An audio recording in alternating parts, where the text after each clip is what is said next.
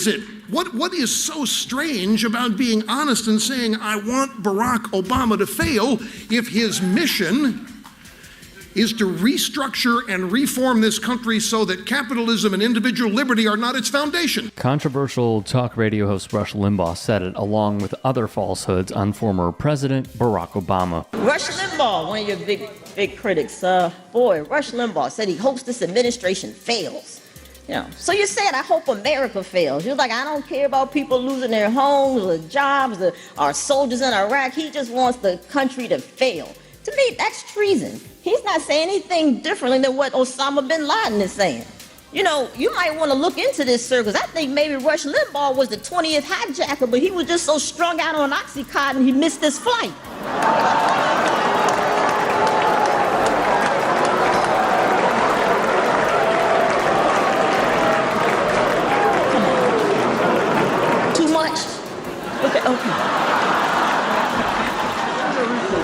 Comedian Wanda Sykes had no problem shoving it right back in Limbaugh's face. The president made a decision that he wasn't going to criticize his successor. That's his call. It's a precedent that was set by his father. I'm not bound by those strictures.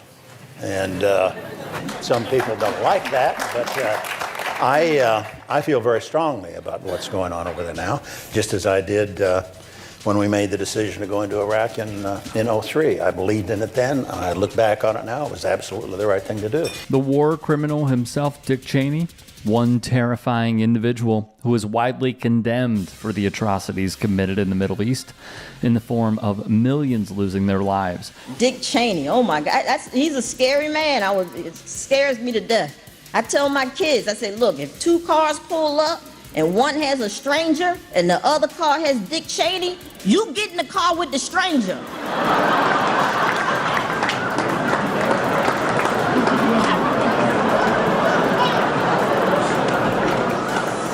Dick Cheney is trying to defend torture. He's trying to defend torture. He goes, yeah, well, they should release the memos to show all that good information we got from our practices. You can't defend torture. That's like me robbing a bank and then going in front of the judge and saying, yes, Your Honor, I robbed the bank, but look at all these bills I paid.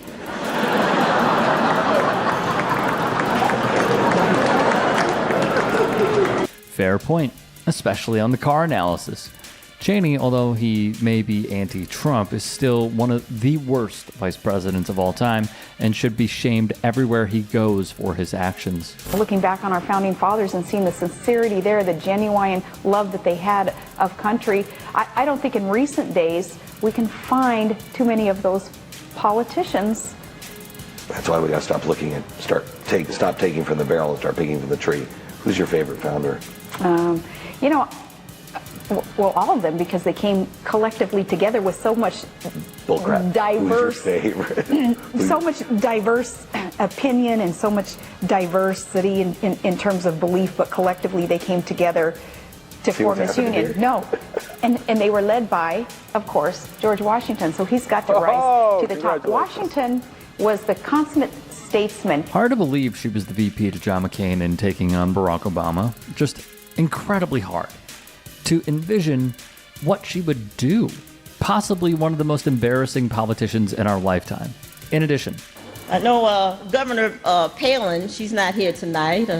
She pulled out at the last minute. Somebody should tell her, that's not how you really practice abstinence.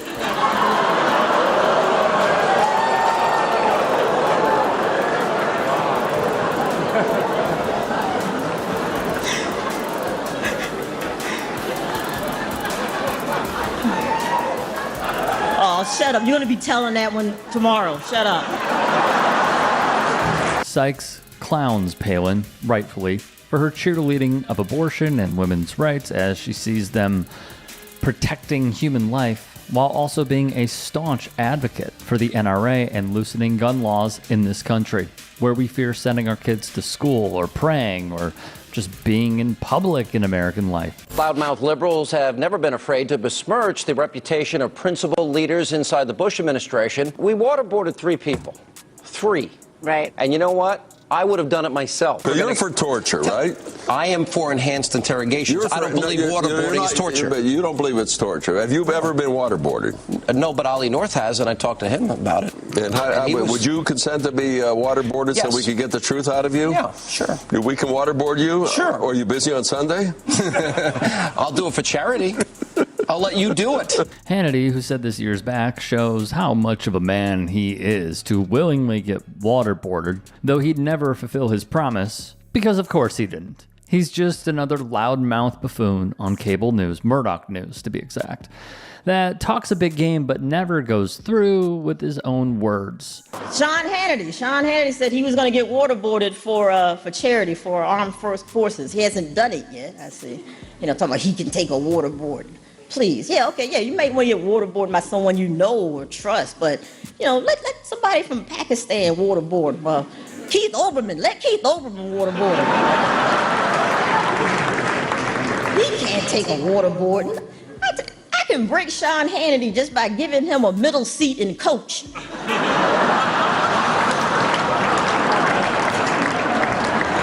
I need leg room. And this is the reaction he should be met with for all this crying about how the left are crybabies and snowflakes and soft. My man said he would be tortured yet backed out completely. What a goof. Yeah, with an A on the end. Isn't that the point? Because it's not racist.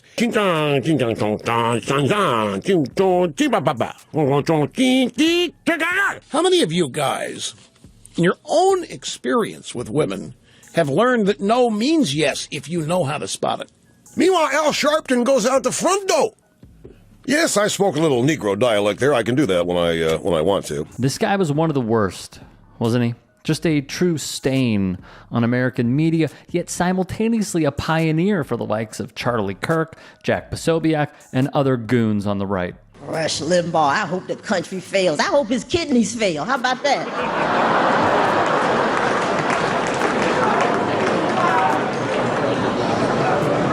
He needs a good waterboarding. That's what he needs. All right, maybe that one went a little too far. We're playing pig, right? All right, I'm behind you.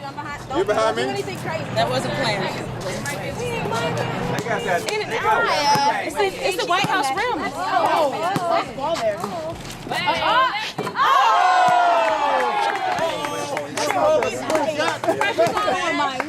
I have to like lose the ball? You don't have to. Don't throw the game.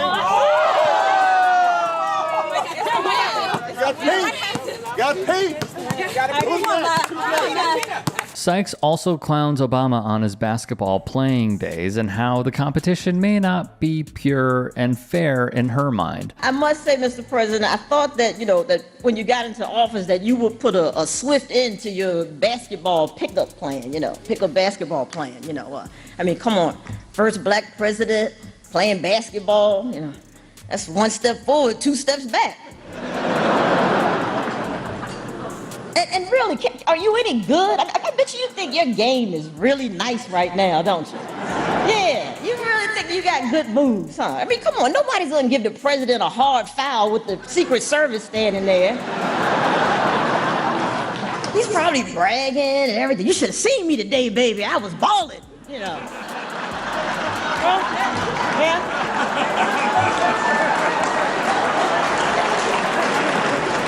They just stroking your ego, like, oh, Mr. President, you really shook me that time, I thought you were going this way, and then I saw Secret Service do this, so I went that way, and right to the hole, sir, right to the hole.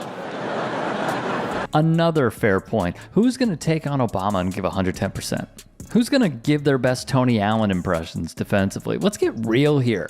It's the President of the United States, not a staffer or even an intern. If there are any stories that you want to bring to our attention, whether it is the local level, collegiate level, professional level, national level, that you think would be worthy of a story and us covering, there are so many hours in a day and only so much we see. Submit them to me. Get at me on Twitter, on Instagram, and TikTok. Send me a DM, send me a tweet, what have you. We appreciate it. Hope you have a great day.